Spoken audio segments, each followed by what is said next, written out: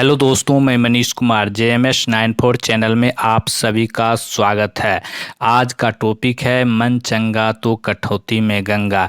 यानी पूजा पाठ यानी धार्मिक यानी भगवान पर विश्वास रखने वाले लोगों में यह कुंठावृत्ति है कि मन चंगा तो कठौती में गंगा। इसी कहावत के आधार पर एक प्रसंग लेके आया हूँ।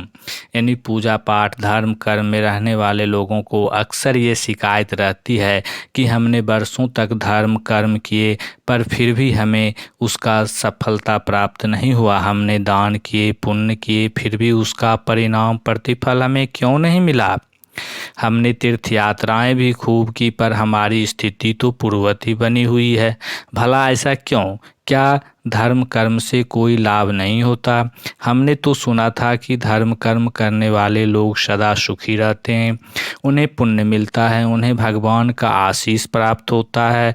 पर यह सब मेरे जीवन में क्यों घटित न हुआ? ऐसे ढेर सारे प्रश्न जिज्ञासाएं हमारे मन में आते रहते हैं। पर क्या सचमुच धर्म कर्म से लाभ नहीं होता? और यदि होता है तो फिर कई लोगों के जीवन में ऐसा क्यों नहीं होता? ऐसे सारगर्भित स्वाभाविक प्रश्नों का समाधान होना ही चाहिए। क्योंकि धर्म कर्म का कोई सफल परिणाम मिलता न देख अक्सर लोग धर्म कर्म से विमुख हो जाते हैं और फिर अधर्म के मार्ग पर, असत्य के मार्ग पर, बुराई के मार्ग पर चलने लगते हैं। इसलिए इन प्रश्नों का समाधान होना ही चाहिए। धर्म कर्म के निस्संदेह लाभ होता है, शास्त्रों में ऐसा ही कहा गया है। पर यह समझना जरूरी है कि धर्म कर्म वास्तव में धर्म कर्म हो, धर्म के नाम पर आडंबर न हो, पाखंड न हो। यदि धर्म कर्म अपने वास्तविक स्वरूप में होता है तो व्यक्ति के जीवन में शुद्धता आती है, उसके मन में निर्मलता आती है। मन निर्मल होने पर व्यक्ति को परमात्मा की अनुभूति अवश्य होती है। यदि ऊपर से धर्म कर्म होता रहे और तंत्र मंत्र पूजा पाठ किया जाता रहे और जीवन में शुचिता नहीं आए तो इसका अर्थ हुआ कि हमसे अवश्य ही कहीं गलती हो रही है।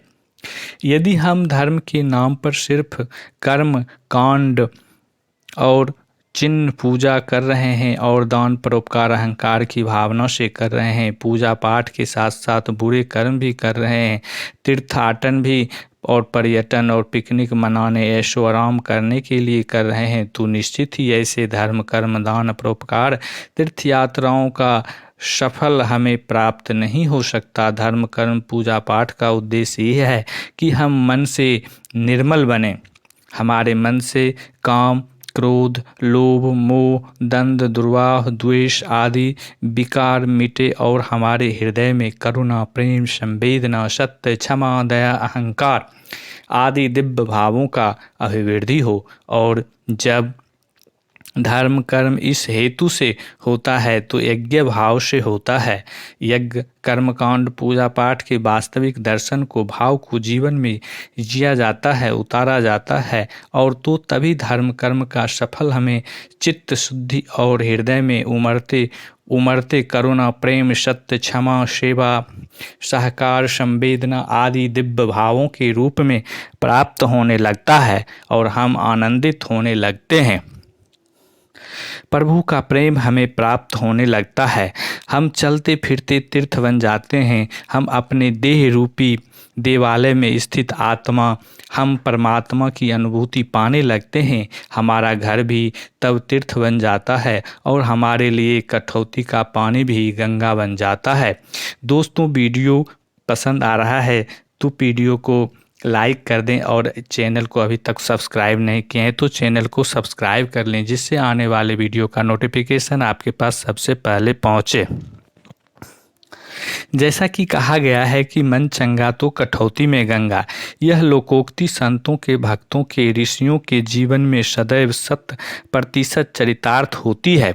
संत रविदास ने अपनी सच्ची शक्ति भक्ति से इस लोकोक्ति का चरितार्थ कर दिखाया था। संत रविदास भगवान के सच्चे भक्त थे।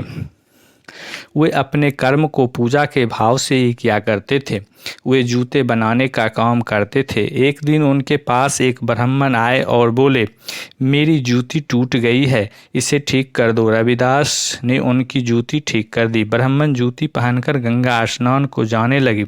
तभी संत रविदास ने कहा, ब्रह्मणादेव, आप मेरी ओर से गंगा माँ एक कौड़ी पैसा भेंट कर दीजिएगा। मैं तो काम में व्यस्त हूँ, समय पर ग्राहकों को उनके जूते ठीक करने के देने हैं, इसलिए सोमवती अमावस्या जैसे पावन अवसर पर भी मैं गंगा स्नान को नहीं जा पाता हूँ।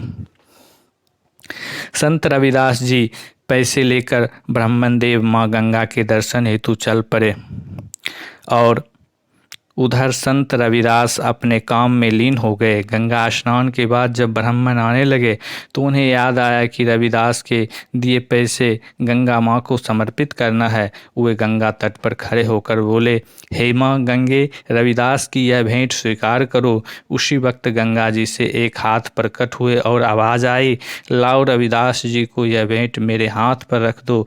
जिसके बाद ब्राह्मण ने उस कौड़ी को हाथ पर रख दिया। उस विहंगम दृश्य को देखकर ब्राह्मण के आश्चर्य का ठिकाना नहीं रहा। जब वे वहां से लौटने लगे तब उन्हें पुनः आवाज़ सुनाई दी, ब्राह्मण, लो यह कंगन रविदास को मेरी ओर से भेंट कर देना। ब्राह्मण हैरान होकर उस रत्न जड़ित कंगन को लेकर चल पड़े। जाते जाते रास्ते में उन्होंने सोचा कि रविदास को क्या मालूम कि माँ गंगा ने उसके लिए कोई भेंट दी है। ब्राह्मण सोचने लगे, अगर मैं यह रत्न जड़ित कंगन रानी को भेंट कर दूं तो राजा मुझे मालामाल कर देगा। वे तुरंत ही राज दरबार में पहुंचे और वह कंगन रानी को भेंट कर दिए। वह सुंदर कंगन पाकर रानी बहुत खुश हुई। ब्राह्मण रानी से इनाम पाने की सोच रहे थे कि तभी रानी ने राजा से वैसा ही दूसरा कंगन दूसरे हाथ में पहनने के लिए लाने को कहा। राजा ने उस ब्राह्मण से कहा, मुझे इस तरह का दूसरा कंगन चाहिए। तब ब्राह्मण ने कहा, आप राज जौहरी से ऐसी दूसरा कंगन बनवा लें, मेरे पास दूसरा कंगन नहीं है। तभी राज जौहरी ने कहा, इस कंगन से जुड़े हुए रत्न बेहद कीमती हैं, वे राजकोष में भी नहीं हैं, इसलिए इस तरह का दूसरा कंगन बना पाना संभव नहीं है। ब्राह्मण की इस बात का राजा का क्रोध आया और उसने ब्राह्मण को ही दूसरा कंगन कहीं से भी लाने को कहा और नहीं लाने पर मृत्युदंड देने की चेतावनी भी दे दी। यह सुनकर ब्राह्मण की आंखों से गलानी के आंसू बहने लगे। उन्होंने सारी सच्चाई राजा को बताई और फिर कहा, केवल रविदास जी ही ऐसा दूसरा कंगन माँ गंगा से लाकर दे सकते हैं। राजा को इस बात पर विश्वास नहीं हुआ। वह ब्राह्मण के साथ संत रविदास के पास पहुंचा। वहां रविदास जी हमेशा की तरह जूते ठीक करने में लगे थे। ब्राह्मण ने रविदास के पैर पकड़ लिए और उन्हें सारी बात बताई। संत रविदास का हृदय द्रवित हो उठा। उन्होंने राजा से ब्राह्मण के जीवन दान देने की प्रार्थना की, पर राजा ने कहा, ब्राह्मण को जीवन दान देने के बदले आपको ऐसा दूसरा कंगन देना होगा। तब संत रविदास जी ने वहीं एक बर्तन में जल लिया और गंगा से निर्मल मन से प्रेम भाव से वैसे ही दूसरा कंगन प्रदान करने की प्रार्थना की। तभी उनकी कठौती में रखे जल में लहरें उठी जैसे गंगा में उठती है। फिर उसी बर्तन में वैसा ही दूसरा कंगन प्रकट हो गया। गंगा उनकी कठौती के जल में ही प्रकट होकर उसी प्रकार दूसरा कंगन उन्हें प्रकट कर गई और राजा से यह सब देखकर बहुत हैरान रह गया। तब रविदास ने कहा, मन चंगा तो कठौती में गंगा। तभी से यह लोकोक्ति प्रसिद्ध हो गई है। धर्म कर्म का अर्थ यही है कि धर्म कर्म करने के साथ साथ हमारा कर्म भी धर्ममय होना चाहिए, हमारा मन भी पवित्र होना चाहिए, हमारे विचार भी पवित्र होना चाहिए, हमारा कर्म भी पवित्र होना चाहिए। तभी हमें धर्म कर्म पूजा पाठ जप तप यज्ञ हवन तीर्थदान परोपकार का पुण्य लाभ प्राप्त हो पाता है। वहाँ उपस्थित राजा व ब्राह्मण को अपनी भूल का ज्ञान हुआ। धन्यवाद दोस्तों, यहाँ तक वीडियो देखने के लिए। वीडियो पसंद आया होगा तो वीडियो को सब्सक्राइब कर लें और लाइक करें, शेयर करें।